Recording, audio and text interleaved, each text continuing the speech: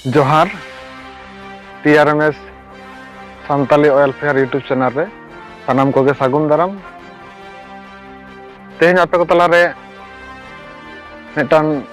video ती सेटार कना तेज आलोचना विषय दो हुयुग कना बांग्लार बाड़ी से बांग्लार आवास योजना प्रकल्प रे जहां को टाका पे नाम अकादा टाका नाम तायनम जहां ओड़ा बनाव रेना जहां नियम मेना ओना नियम साथे द्वितीय किस्ती रेना टाका तीस पे नामा सानामा गे नोआ वीडियो तलाते आलोचना पे कना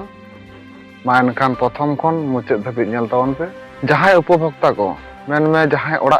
टाका पे नाम अकादा प्रथम किस्ती रेना मेन दो 60,000 टाका उनको खूब ताड़ाताड़ी ओड़ा बनाव कामी एतहब हुयुग तापेया और ओड़ा बनाव ना जहां नियम को तोल अकादा ओना दो हुयुग कना मोटा मोटी जुदी अप्रॉक्स इन लैया पेया लम्बा 20 फुट और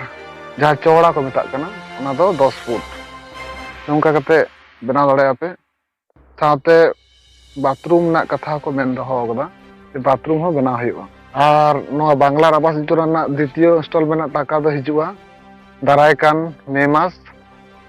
नोआ 2025 साल रगे कामी जतो ताड़ाताड़ी पे आरम्भया जतो ताड़ाताड़ी ओड़ा पे तेंगुया और प्रथम इंस्टॉलमेंट टाका नाम तायनम जहां ओड़ा रना जहां उच्चता जहां लिंटन पर्यंत बनाव हुयुगा ताहले खान गे प्रथम किस्ती ना टाका दो कामी दो पुरुआ द्वितीय किस्ती दो लगी आपे जियोटेक को करावा ऑफिशियल भाबते जियोटेक माने जामा ओड़ा सारी गे होई कना से बांग ओना ब्लॉक स्तर खन हर को चला फोटोया को ताले मेन दो जतो ताड़ाताड़ी बनावा उन लगन टाका पे नामा निये ताहे कना आपे को लगी संदेश और जहां को एखोनो धाबि ते ओड़ा आरि पे नामा आलो पे चिंताया नेक्स्ट आबार सुजोग हिजुआ ओना सुजोग कामी रे लगाव पे निंका गे नवा नवा वीडियो नाम से नवा नवा लेटेस्ट खबर बाडाय लगी नवा चैनल रे जपड़ा तहन पे नवा दो पूरा पूरी ऑथेंटिक न्यूज़ कना ऑफिशियल